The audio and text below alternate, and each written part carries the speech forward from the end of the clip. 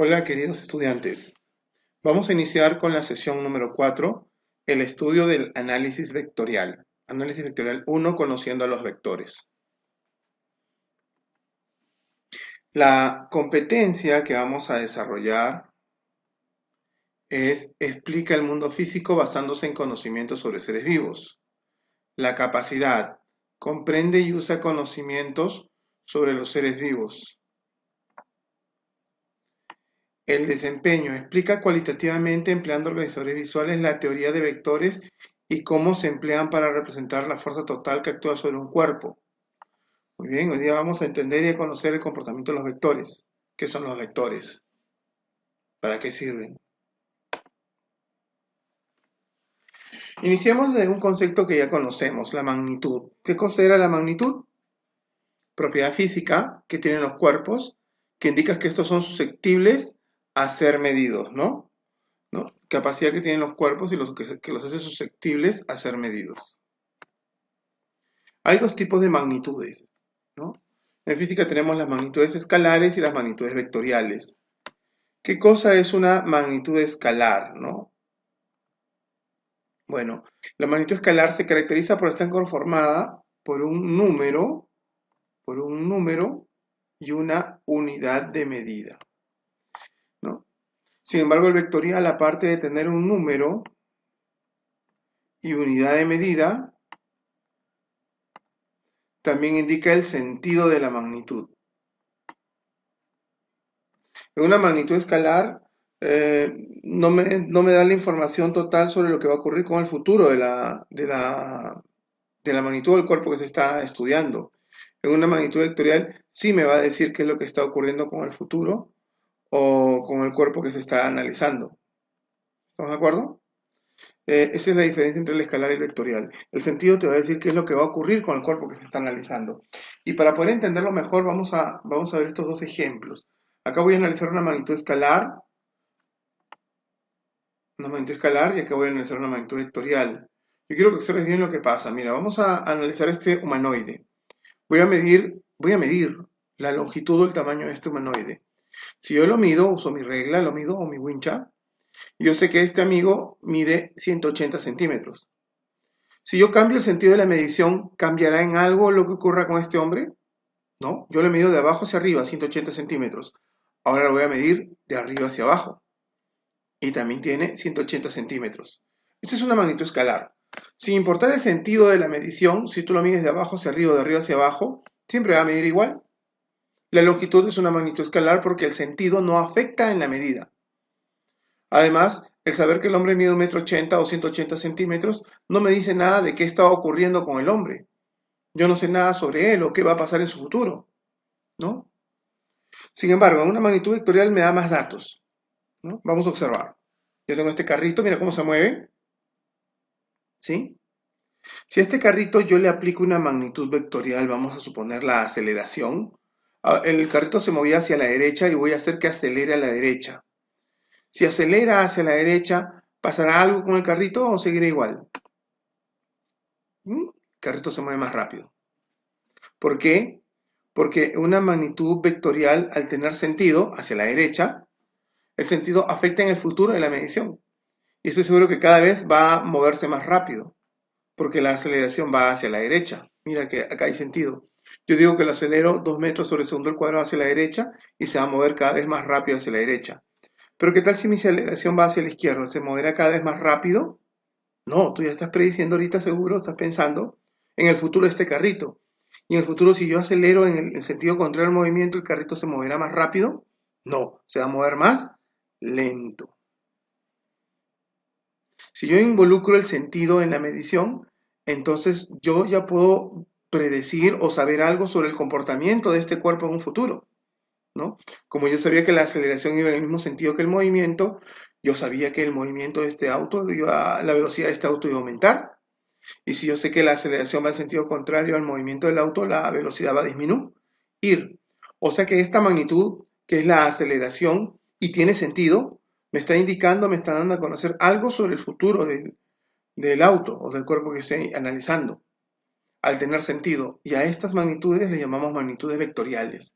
Y son las que vamos a estudiar en física. las magnitudes vectoriales, ¿no? En la escalar el sentido no afecta en la medición ni tampoco me dice nada sobre el futuro del cuerpo que estoy analizando. En la vectorial, el sentido que yo le ponga si afecta en el comportamiento del cuerpo. Por lo tanto, si afecta el comportamiento del cuerpo, yo voy a saber algo sobre su futuro. ¿Y qué es un vector? Bueno, tú puedes encontrar múltiples definiciones. Yo te voy a dar la definición de un vector en física. Para nosotros en física, un vector es un segmento de recta que se emplea para representar magnitudes vectoriales. Mira, acá tengo varios vectorcitos, son segmentos de recta y representan magnitudes vectoriales. ¿Qué es una magnitud vectorial? Aquella que tiene un número, una unidad y también tiene una dirección, ¿no? O sentido, perdón. Tiene un sentido. ¿Sí? Y todo vector siempre presenta 4 elementos, ¿no? Los elementos de un vector son punto de aplicación, no voy a profundizar ahorita porque más adelante voy a hablar de cada uno. El punto de aplicación, el módulo del vector, la dirección del vector y el sentido del vector. Los dos últimos, dirección y sentido, generalmente las personas lo confunden, ¿no? No es lo mismo dirección que sentido. No es lo mismo dirección que sentido, ¿estamos de acuerdo? Dirección y sentido generalmente lo confunden. Los elementos de los vectores son 4. Punto de aplicación, módulo, dirección y sentido. Muy bien, hablemos de los elementos del vector entonces. Pues hablemos del elemento del vector llamado punto de aplicación. ¿Qué cosa será el punto de aplicación? Bueno, el punto de aplicación es el punto del cuerpo donde está actuando la magnitud vectorial. Vamos a suponer este ejemplo, el hombre manejando su carreta, su caballito está jalando la carreta. Si yo analizo la fuerza, por ejemplo, la fuerza es una magnitud vectorial. Si yo analizo la fuerza con la que el caballito jala la carreta, entonces yo puedo representar esa fuerza con un vector así. ¿Te das cuenta cómo lo he representado con este vector? Ahora, ¿cuál será el punto de aplicación del vector? Si yo estoy analizando la fuerza que actúa sobre la carreta, el punto de aplicación tiene que estar en la carreta. ¿Y en qué parte de la carreta estará? Bueno, donde está actuando la fuerza, que es en este punto de la carreta que yo te estoy señalando, ¿no? ¿Te das cuenta? Ahí te estoy señalando un punto de la carreta. En este punto de la carreta que yo estoy señalando aquí, es el punto de aplicación de la fuerza del vector. Pero acá hay muchas fuerzas que se están aplicando. También está la fuerza del vector del hombre sobre el caballo, ¿no? El hombre está jalando con la rienda del caballo, ¿no? Y ese es el vector que está representándome la fuerza del hombre que está actuando sobre el caballo. ¿Dónde estará el punto de aplicación de esta fuerza? Bueno, tú imaginas que cuando el hombre jale la rienda, al caballo también lo va a jalar con cierta fuerza. Y la aplicación de esa fuerza se va a dar justo en el punto del bozal, acá, donde se une la rienda con el bozal del caballo, ¿sí? Ese sería mi punto de aplicación de la fuerza sobre la correa que dirige al caballo. Hay otra fuerza que podemos analizar. Acá hay infinidad de fuerzas. Podemos poner varios vectores e ir analizando el comportamiento paso a paso de cada una de las partes de este cuerpo o de este fenómeno que estamos observando. ¿Qué tal si yo quiero analizar cómo afecta la fuerza que llamamos peso sobre la carreta? El peso del hombre sobre la carreta. Bueno, el peso del hombre es una fuerza que está empujando a la carreta hacia abajo, en ese punto, ¿no? Y el punto de aplicación de la fuerza sobre la carreta, ¿dónde se estará dando? A ver, piensa. ¿Dónde crees que se está dando? Correcto, aquí, acá. Ahí se da el punto de aplicación del hombre sobre la carreta. Ese es mi punto de aplicación del vector. ¿Estamos de acuerdo? El punto donde está actuando la magnitud vectorial. El punto de aplicación es el punto que se analiza y es en donde está actuando la magnitud vectorial. ¿Estamos de acuerdo? Es el punto donde está actuando la magnitud vectorial. Y recuerda que las magnitudes vectoriales las representamos con vectores, son esas flechitas, esos segmentos de recta, que tienen punto de aplicación, módulo, dirección y sentido. Hablemos del módulo. ¿Qué es el módulo? Bueno, el módulo es la medida de la magnitud vectorial. Y como es una magnitud, ya tú sabes que tiene número y unidad de medida. El módulo tiene que tener un número y una unidad de medida, pues, ¿no? Por ejemplo, este carrito se está moviendo con cierta velocidad. ¿Estamos de acuerdo? La magnitud será el valor de la velocidad con la que se movió el carrito. Yo puedo decir que se está moviendo 20 metros sobre segundo hacia la derecha, ¿no? Este carrito tiene una magnitud o un módulo de 20 metros sobre segundo. El valor numérico es la medida o el módulo del vector. Yo observo esta pesa, ¿no? Tú de repente haces ejercicio, subes y bajas la pesa para ejercitar tus brazos, no sé, para ejercitar tu cuerpo, ¿no? Y al ejercitar tu cuerpo moviendo la pesa, tú estás aplicando una fuerza. Si yo quiero levantar esta pesa, yo aplico una fuerza hacia arriba, ¿no? Esa fuerza está representada por una magnitud vectorial, ¿no? La magnitud vectorial de fuerza. La fuerza es un vector, ¿sí? Y ese vector tiene un módulo, una medida. ¿Cuánta fuerza estoy aplicando? Estoy aplicando una fuerza de 15 newton. 15 newton, que es la medida, viene a ser el módulo del vector fuerza en ese momento. Si yo aplico 50 newton, el módulo o la medida del vector viene a ser 50 newton. ¿Estamos de acuerdo?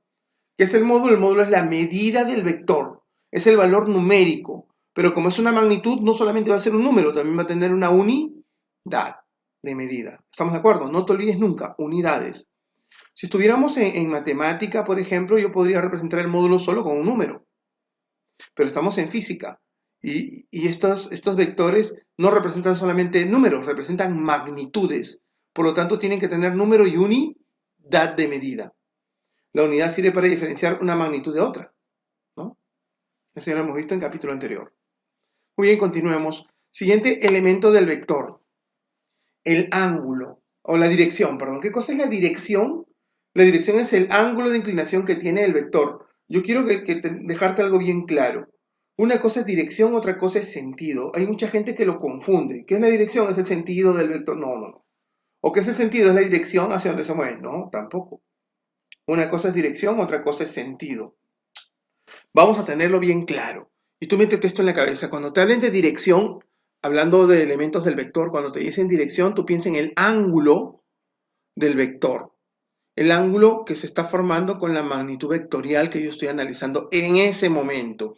Por ejemplo, acá tengo tres pelotitas de básquetbol. Vamos a analizar el comportamiento de las tres pelotitas de básquetbol y vamos a determinar su dirección. La primera pelotita yo la estoy empujando con una fuerza hacia abajo. La pelotita se movió hacia abajo. Muy bien, entonces el vector que yo voy a utilizar va a ser un vector que va a apuntar hacia abajo. Ese es mi vector. Ahora, ¿cuál será la dirección? Bueno, acá tienes que tener algo bien claro en tu mente. Tú recuerdas siempre, por favor, que la dirección es el ángulo. Y el ángulo, si yo lo analizo en el plano, mi plano cartesiano va a tener solamente dos dimensiones, el plano horizontal y el plano vertical, ¿no?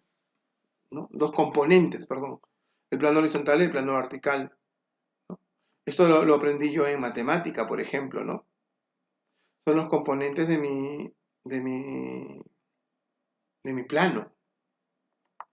Ahora, si yo quiero representarlo, ¿no? Yo este vector, yo siempre el vector yo lo tengo que ubicar imaginariamente en mi mente en el plano horizontal y en el plano vertical. En el caso de este análisis, nosotros vamos a hacer análisis solamente en el plano. No vamos a analizar vectores en el espacio, solamente en el plano, por eso es que esto es más fácil. Este es el plano horizontal, ¿no? Lo sueles llamar plano X, ¿no? Lo voy a poner por única vez aquí, X, y aquí tenemos el plano vertical, ¿sí? Generalmente se le suele llamar plano Y, pero ya tú sabes que eso no son sus nombres, se llaman ordenadas y abscisas, o plano horizontal, plano vertical, como tú lo quieras llamar. ¿Estamos de acuerdo? Y sobre ese plano, yo voy a ubicar mi vector. Mi vector se encuentra aquí, justo sobre el plano vertical, apuntando hacia abajo. Ahora, recuerda que a mí me enseñaron, a ti te enseñaron en matemática que el plano cartesiano tiene 4 cuadrantes. Este sería mi primer cuadrante, ¿sí? Este sería mi primer cuadrante. Este sería mi segundo cuadrante.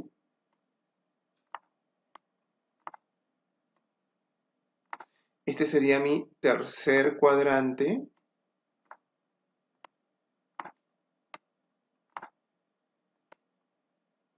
Y este sería mi cuarto cuadrante.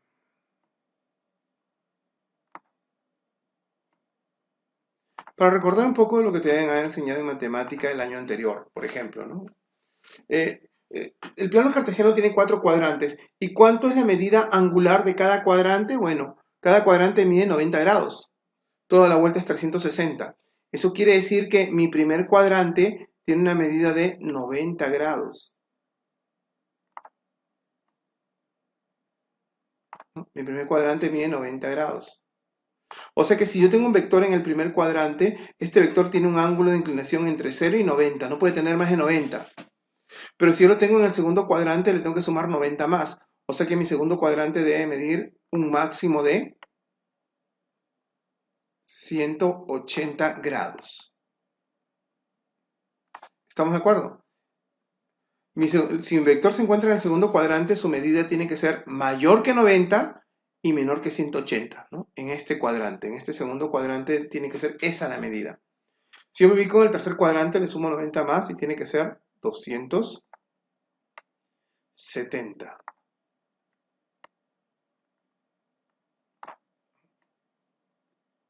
Si yo estoy ubicado en el tercer cuadrante, la medida del vector tiene que ser mayor que 180 y como máximo puede llegar hasta 270. En este punto es 180, en el último punto es 270. Y tú te das cuenta que nuestro vector está justo terminando el tercer cuadrante. O sea que yo puedo decir que mi vector tiene un ángulo de inclinación de 270 grados. Y ya sabes que en el cuarto cuadrante el ángulo de inclinación es de máximo. El ángulo de inclinación máximo tiene que ser de 360 grados. ¿Estamos de acuerdo? 360 grados el ángulo de inclinación máximo en el cuarto cuadrante. ¿Sí? Mínimo 270, máximo 360. ¿No? Mi vector está aquí, justo en el plano vertical, o sea que tiene que medir 270 grados. Mi ángulo siempre se mide desde el primer cuadrante, desde aquí, primer cuadrante, así como observas, ¿no? El ángulo lo estoy midiendo desde el primer cuadrante hasta donde está el vector. Y todo este ángulo es de 270 grados. Por lo tanto, yo puedo decir que la dirección de este vector es de 270 grados. Tiene esa dirección el vector. Sin embargo, el otro vector, la otra pelotita, vamos a moverla. ¿Sí?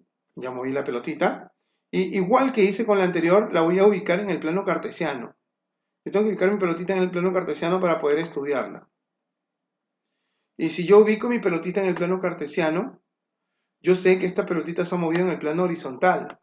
¿Estamos de acuerdo? No olvidar siempre que yo tengo que imaginar los vectores dentro del plano cartesiano, que contiene plano horizontal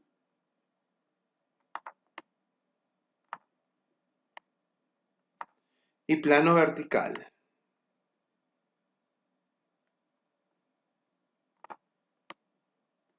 ¿Estamos de acuerdo? Y el plano contiene 4 cuadrantes como lo veo acá, ¿no? Primer cuadrante 90 grados, segundo cuadrante 180, tercero 270, cuarto 360. En esta oportunidad yo observo que el vector, y recuerda siempre que el punto de aplicación es el inicio de la flecha y siempre sale del origen del eje coordenadas. El origen es el punto de intersección de los dos planos. Aquí, este es el origen. El vector siempre tiene que estar dibujado partiendo del origen. Y partiendo del origen yo me doy cuenta que este vector tiene un ángulo de inclinación desde aquí hasta acá. O sea que tiene un ángulo de inclinación de 180 grados. La dirección de este vector, la dirección del movimiento de esta pelotita fue de 180 grados. En la primera pelotita la dirección fue de 270. ¿Qué pasará con la tercera pelotita? No se movió ni en la horizontal ni en la vertical. Se ha movido en una diagonal, ¿no? Entonces, yo tengo que ubicar, primero dibujamos mi vector movimiento, ahí está. Así se movió. Tengo que ubicar esta pelotita en el plano cartesiano. Muy bien. Y tú ya sabes que el plano cartesiano tiene un eje o un plano horizontal, un componente horizontal o eje horizontal.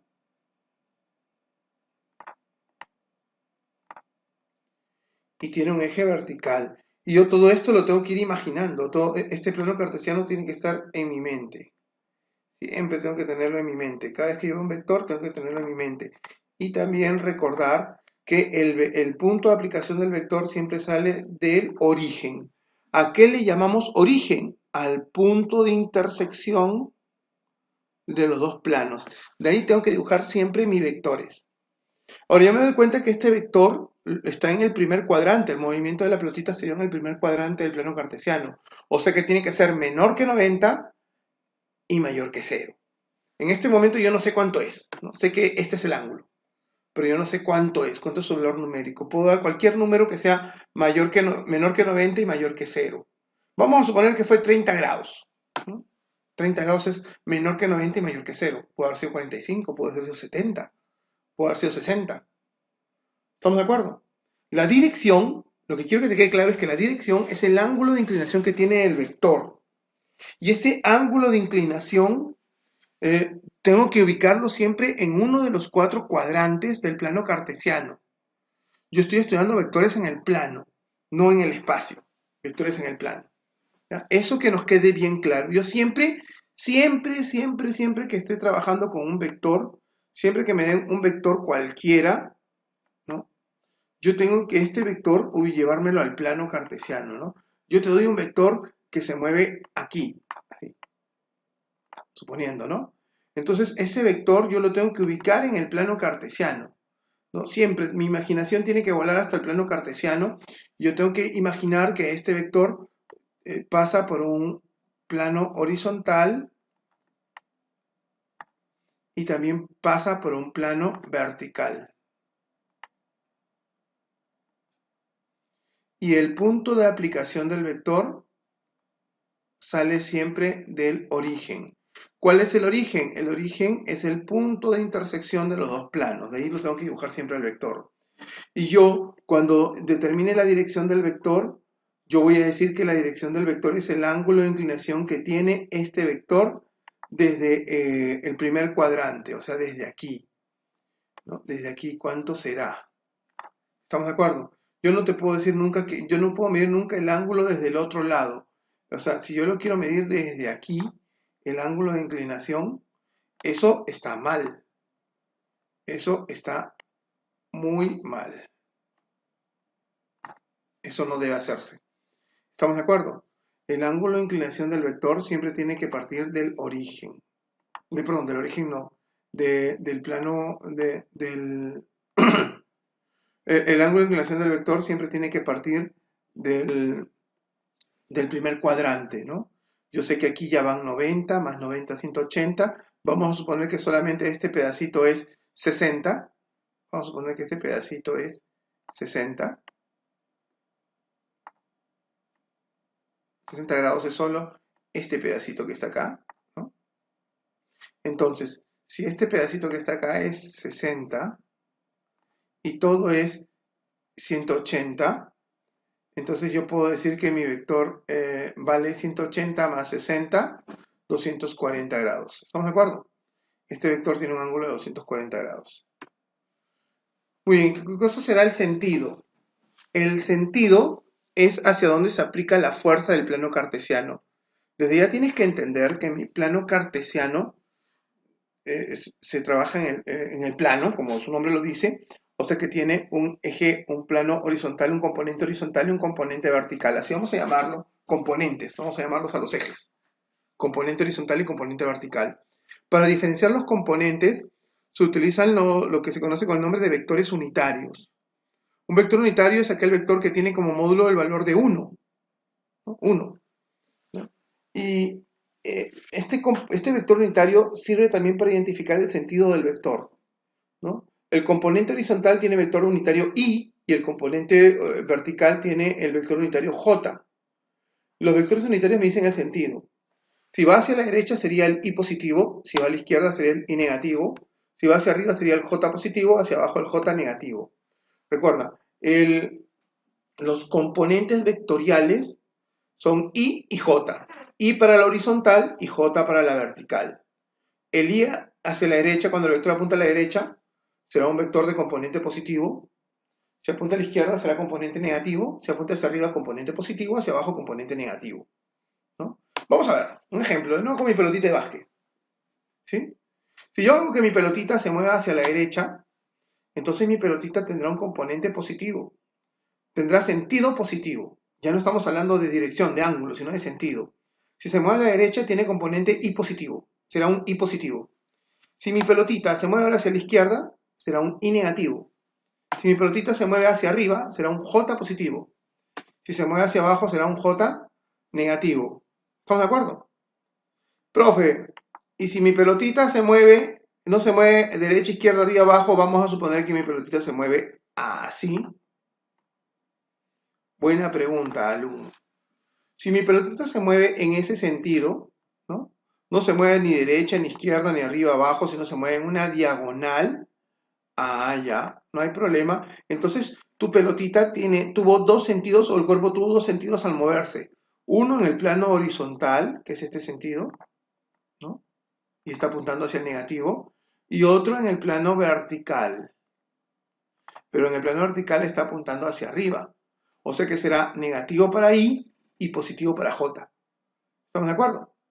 Y siempre tu vector, te das cuenta que está cerrando a los otros dos vectores. Cerrando quiere decir que los otros dos componentes van en un sentido y el vector que yo dibujo va en sentido contrario, como cerrando, como poniéndose al movimiento de los otros dos vectores. Ah, profesor, ¿y siempre va a ser uno positivo y uno negativo? No, pueden ser los dos negativos, los dos positivos. ¿Eso de quién depende? Depende de dónde esté el vector. Vamos a suponer que el vector ahora yo lo pongo por aquí. ¿Qué componentes tiene este vector? Bueno, este vector que está en una diagonal también tiene dos componentes, ¿no? Tendrá un componente positivo y un componente negativo, ¿no? Yo podría decir que este vector tiene un componente en Y, ¿no? Y en Y, en la horizontal, está apuntando mi vector, la ciota, o sea, la cabeza del vector está apuntando hacia la derecha. O sea que tendrá un sentido positivo para Y, pero para J no está apuntando hacia la derecha, no está apuntando hacia arriba, está apuntando hacia abajo. O sea que será negativo para J. Positivo para I, negativo para J. ¿Estamos de acuerdo? Será un I más y un J menos, ¿no? Ese es el sentido. El sentido puede ser positivo o negativo. ¿Estamos de acuerdo? Dependiendo dónde se está ubicando el vector. Por eso los vectores siempre imagínalos en el plano cartesiano. Tú no dejes cuando tú veas un vector, el truco para poder hacer un análisis vectorial correcto es que tú nunca tienes que pensar en el vector como un cuerpo libre en el espacio. No, no, no. El vector siempre voy a ubicarlo dentro del plano cartesiano, ¿no? Yo puedo dibujarte cualquier vector, así. Y yo voy a imaginar que este vector es un cuerpo libre, un cuerpo que está solo en el espacio, que flota solo en el universo. No, este vector está dentro de un plano. Si yo lo analizo solo en el plano, estará dentro del plano cartesiano, pues, ¿no? Mi plano horizontal y mi plano vertical. Siempre lo voy a ubicar ahí. Tiene sentido, ¿no? Acá tendrá sentido negativo para X o para Y y negativo para J, por ejemplo. ¿Estamos de acuerdo? Muy bien, ahora hablemos de los tipos de vectores. Voy a hablarte de cuatro tipos de vectores. Tenemos primero los vectores concurrentes. ¿Qué cosas serán vectores concurrentes? Serán vectores que pasan por un mismo punto, ¿no? Si te das cuenta, todos los vectores están pasando por un punto. Todos se dirigen hacia un mismo punto. Cuando los vectores pasan por el mismo punto son vectores concurrentes. Dicho sea de paso, cuando yo analice vectores en el espacio, en el plano, perdón, y los ubique dentro del plano cartesiano, todos mis vectores en el plano cartesiano deben ser concurrentes, porque todos deben partir del origen. ¿Qué cosa es el origen? El punto de intersección de los planos. También tenemos vectores colineales. ¿Qué son vectores colineales? Son vectores que pasan por una misma línea. ¿Sí? Esos son mis vectores colineales. Vectores que pasan por una misma línea, ¿no? Como veo aquí. No importa si es positivo o negativo, o si se mueve hacia la derecha o si se mueve hacia la izquierda, pero pasan por una misma línea, todos los vectores. Si pasan por una misma línea, son colineales. Vectores paralelos. ¿Qué son vectores paralelos? Son vectores que si se proyectan nunca se cruzan.